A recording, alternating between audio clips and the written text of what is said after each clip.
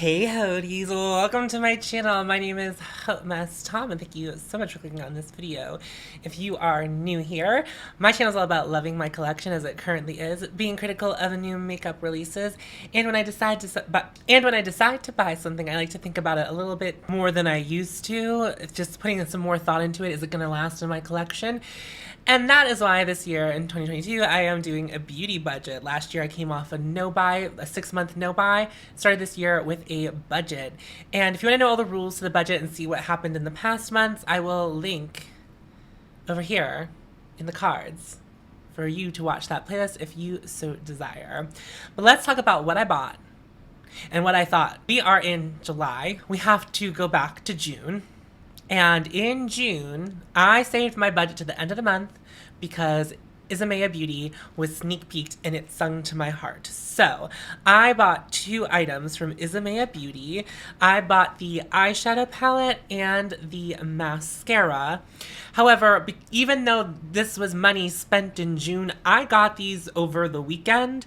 But if you want to know my first impressions and see what I'm thinking about it so far, you can watch my first impressions video, which I will link up in the cards or down in the description for you, however you prefer to go there. I'm really actually proud of that video, but I can kind of give you like the brief overview is I like the mascara a lot more. I wasn't expecting to like the mascara at all, but I really like it. And the eyeshadow palette, it's definitely inspiring some creativity. I'm not like, I don't have like final thoughts on this yet, but I have played with it a couple of times now and it's still inspiring me. So that's about all I can say for that. If you're not familiar with Isamaya Beauty's pricing, it's pretty expensive. This was $115 and this was $39. And together, I think with shipping, I spent $157. Now, if you're keeping up, I only had $147.91 when I started this month for my budget, which means I was over budget by $9.59. Here's the deal. I'm now running into this problem that sometimes I want to review something or get something. Isamaya is a new brand and people have interest in it, and for the health of my channel and maybe to grow my channel and with my interests in mind. So I was interested in Isamaya. I felt like people would be interested in Isamaya that are not just my subscriber group. So to me, it was a good decision for the health of my channel to actually purchase 2 things. I could have just stopped with the eyeshadow palette, but I do think a first impressions video wouldn't have felt so complete without having a second item. And it was like this or that lip gloss, and I thought more people would be interested in hearing about a mascara than the blackened berry lip gloss that came out in this collection. So that is how I landed, and I knew when I actively did it that I was going over my budget. It wasn't like something that I did and retroactively was like, oh no, I went over my budget by $9. Like, no, I knew I was going to. I knew I was going to. And if I had it in my budget, I might have bought the lip product too, but I don't need the eyebrow stuff because I don't have eyebrows. That is kind of what happened, and I don't really feel guilt about it. I'm going to try not to go over my budget again, and I essentially borrowed that money from the month forward, which is also something that's like breaking a rule as well. So yeah, I essentially am rolling over into July at a deficit, but sort of to counteract, I haven't decided this really. I think I might do a no-buy for August and September. It might just be 1 month. It might be 2. I'll see how I'm feeling and where I'm going whenever it comes to that, when we get closer to the end of the month. But as of right now, I'm like heavily considering it because I went over budget. But it's like not something I feel bad about, and it could have been like hundreds of dollars over budget and it was $9. But hopefully you can hear the thoughts that I had and why I decided to do it and maybe sympathize with me. But also we aren't perfect people. I wasn't perfect, so I can handle that. It's fine. But I'm happy that I did this. My Isamaya video is doing pretty well right now, so I'm gonna take it. I'm gonna take that one. I'm gonna take the L on that one. Let's move on to some things that are leaving my collection. I like to throw these in here because I find that like budget videos are like pretty short. So I often will talk about what's leaving my collection because these are things that I bought and some of them are finished, some of them are not. So I'm going to start with, I guess, the most complex thing, which is the Givenchy Tint Couture City Balm. This was something that I had set aside because I really like this product, But as I brought in some new foundations that I'm much more interested in this, I'm never reaching for this. And the color match is pretty, it's not the worst, but it is pretty yellow on me. And I think that all of my other complexion products right now really match me quite well. And so I'm not reaching for this because I don't want to look yellow. So with that in mind, while I really love the formula of this, I have moved on from it. And it is old. The expiration date was 2021, so it was it's almost over a year expired.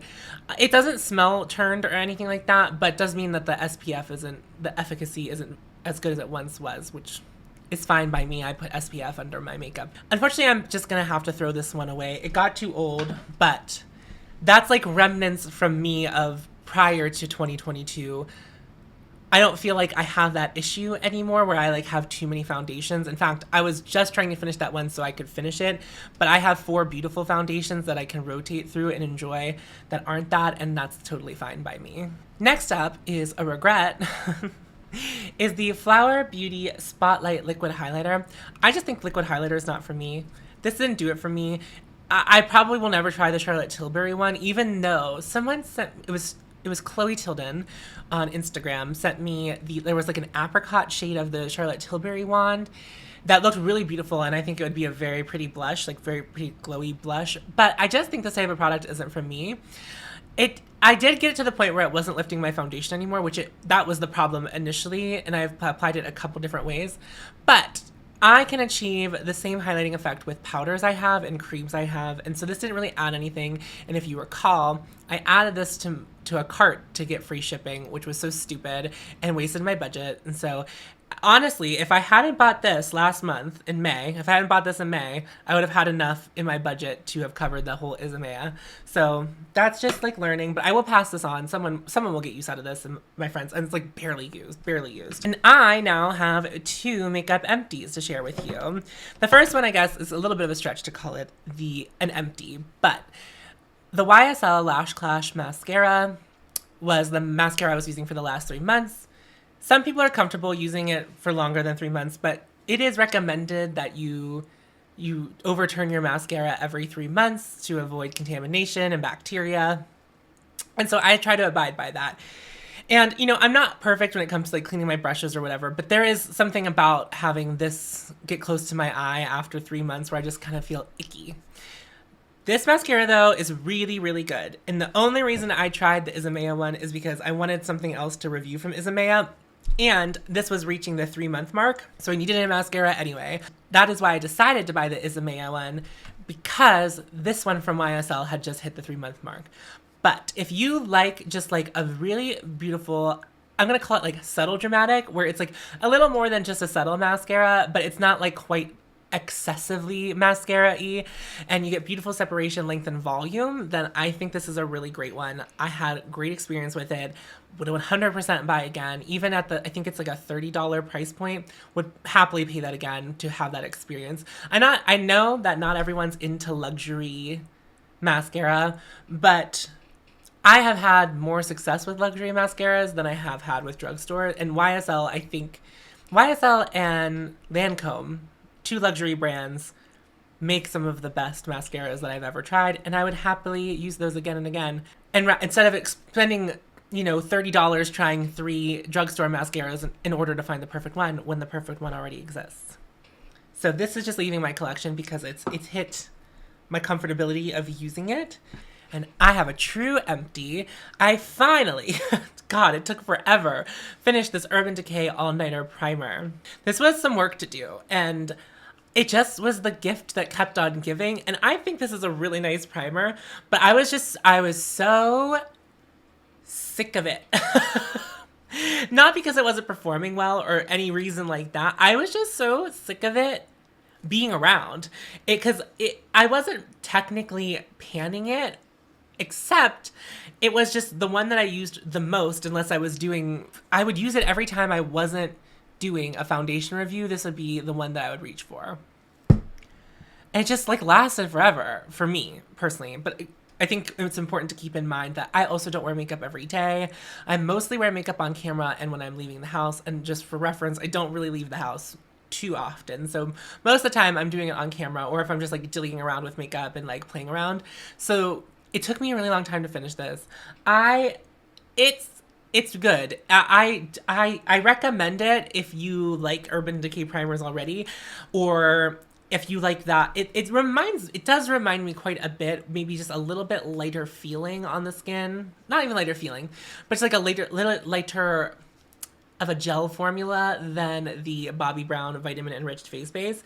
So this can be a good alternative, although it's like not so much less expensive than the Bobbi Brown that I wouldn't just buy the Bobbi Brown instead. Okay, it's like half the price, but I would still buy the Bobbi Brown over this. But I don't think this is a bad one. I had a good experience with it. As far as it like being the all-nighter, I don't know that it adds any longevity to it, but it felt really nice on the skin, and makeup really laid well on top of it, and just, you know, it felt really, it's like a nice little barrier between your skin and the makeup. So it's good, but I'm excited. I'm departing with it. And what that means is, I'm going to share this with you, even though I'm not really a project planner, we will be using the Pat McGrath one until it is gone. And for some reason, I think that this one is further gone than the Urban Decay one. But what I will tell you is when this stops pumping is the day I stop using it. I'm not going to go in there with a spatula to try to get it all out. I don't think it's worth it. It's a perfectly fine primer, but it is a primer that I'm not going to do the extra effort to get every last drop out of. So you'll be seeing this a lot in my descriptions coming forward. Just know that as of now, right now, I think it's just fine, but maybe my relationship will change with this as I continue to use it over and over again.